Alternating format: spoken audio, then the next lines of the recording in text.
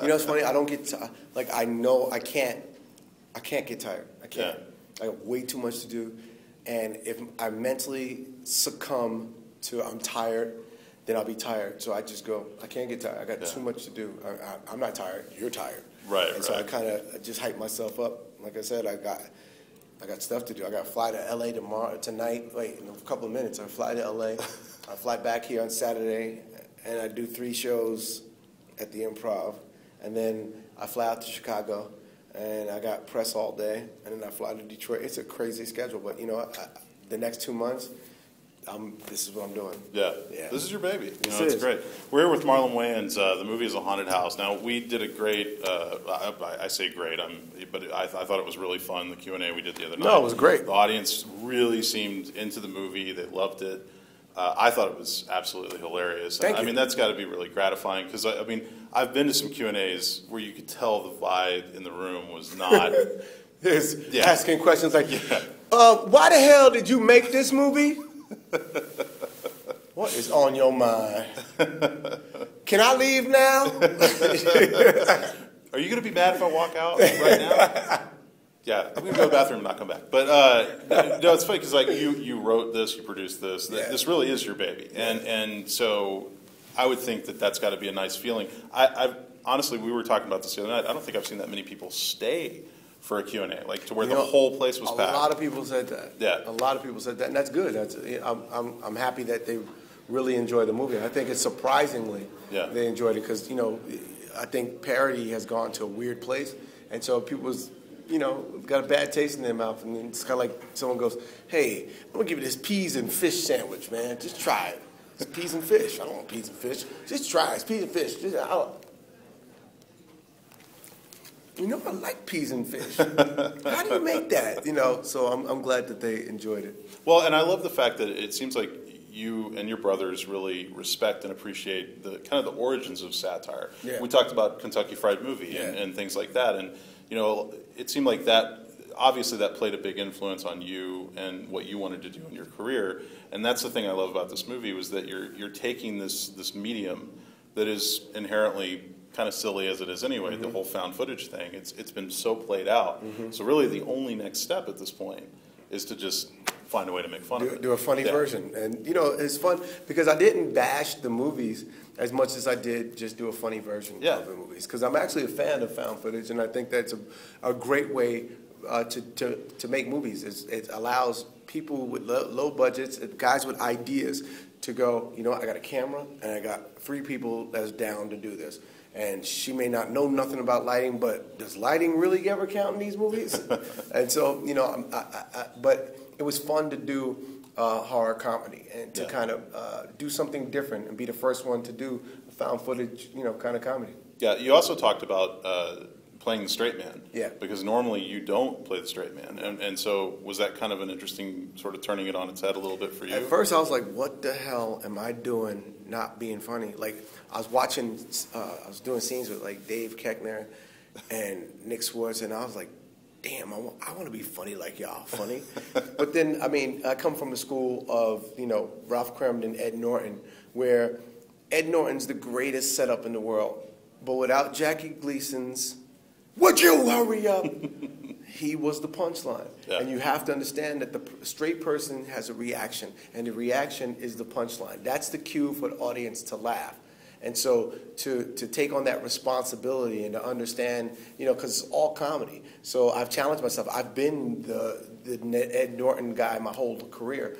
And I've been the crazy character coming in where somebody else had to ground it. But I think your leading man, your stars, know how to be the grounded force and still be funny. And I have really funny scenes. Yeah. And there's this but it's knowing when to be appropriate. That was the hard part for me. Is not even hard, but it was the adjustment. Be appropriate with comedy. When Eddie Murphy did Beverly Hills Cop, one of the greatest comedic performances ever because he was so appropriate. You know, he grounded the movie. You believed he was a cop. You believed he had this action stuff that he had to do. You believed that his friend died. You believed he was hurt. And now you put him in these situations where he has to get this house. And so he talks his way into getting the house. And you put him in the situation where he's on a drug bust and he's talking. So it's knowing I'm going to be funny. It's like Michael Jordan or Kobe Bryant going, I'm going to get my team involved first. I'm going to get my team involved. All right, fourth quarter, all right, boom. Right before the second quarter, all right, this is me time. Now they're worried about my team. Now I could drive. Now I could do that. So that was important, just knowing when.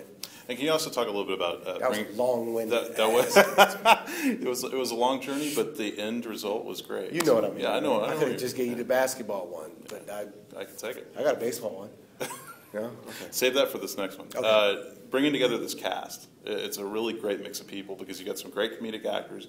I've always loved Essence. I think she's terrific, and I think she's and I was amazed when you told me that she had her baby like 5 weeks. 5 weeks before. That's incredible. Yeah, and she was still able to do all the physical stuff. Yeah, there was still stitches in there, and we had on a harness. We was like, "You sure you're gonna be able to do that?" And she was like, "I'm game." And when she was game, because we had other actress that was kind of game, but Essence was game, and I was just like, "Okay," well, because in comedy you can't be tepid. You got either you're gonna do it or you're not. I need commitment. You're going to look like a fool.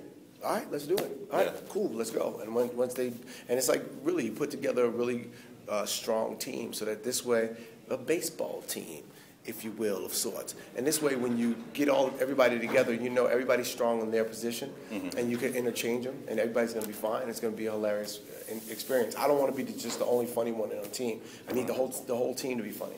Yeah, it's a really good mix of people, and I think it's the laughs are effective. They don't feel forced. They feel like this is kind of one of those things that we think this when we see these movies, but you're saying it, and that's I think one of the reasons why it works so well. Going out on the road and doing the comedy tours and stuff, what are some of the differences, like standing in front of a group of people and having to be funny, and then standing in front of a camera and having to be funny? One of the things that we talked about the other night was there's nothing harder than when someone blows a take, because comedy is really hard to do it second again. time. Yeah. And recreating that result is tough. Yeah. But, you know, stand-up teaches you that. Stand-up teaches you because sometimes, you go to different cities and you do the same or different version of the material. And so it teaches you how to recreate your results. So it prepares you for film acting. But with film acting, what's a little bit different is it takes a long time for you to hear the laugh. Yeah. Whereas stand-up is instant. Film, I see the cameraman kind of shaking out the back, or they say cut, and everybody's cracking up. I kind of know it's funny, but I got to wait a year to get that in front of the audience for them to laugh. Yeah. So it's instant gratification when you do stand-up. Stand-up's kind of like going to the gym for the Olympics that is the movie. Yes. Yeah. Yes. That's great. Okay. And then we got a lot of sports analogies. Yeah, we are getting some sports analogies in there. Yeah. How are we doing? Are we getting close? We got to wrap it up. Okay. Last question. Yes.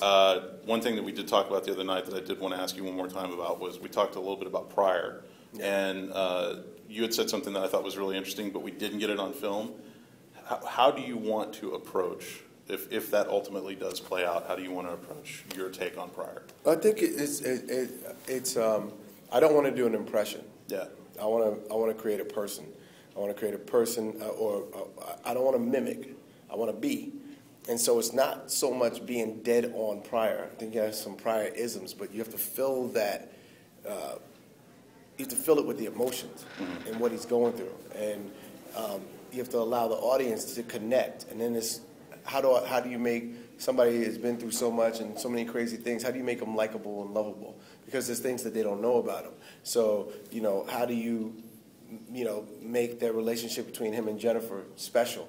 And that people, as crazy as it was, that people know that there was this intense love for one another. Yeah. And so I think it's to approach it literally as an actor, but I had to approach it as a stand-up comedian, because if I'm playing this greatest stand-up ever, one of the things I have to learn to do is learn the art of comedy. Stand-up comedy is an art, and you have to learn that science. So the more I know about that, that's going to help me in my preparation and looking at that script and going, okay, where was he in terms of his life when he's doing this bit about shooting his car, and this just happened? How long ago did this happen? Okay, now is he at an arena doing this bit, or is he at a club and he's working out for the first time? Or is he at a theater where he kind of knows where it's at, but he's still playing? So to approach that and prepare for that, knowing that what's transpired in his life, and then living that on the stage is going to help me. These glares are killing me. The movie is A Haunted House. It opens January 11th. Marlon, thank you so much for coming to Dallas. Thank you. It's been a pleasure. Follow me on Twitter at Marlon L. Wayans. And make sure you hit me and let me know what your opinion is. We'll put some links down below. Actually, you did already. Yeah. It's really funny. I really enjoyed it.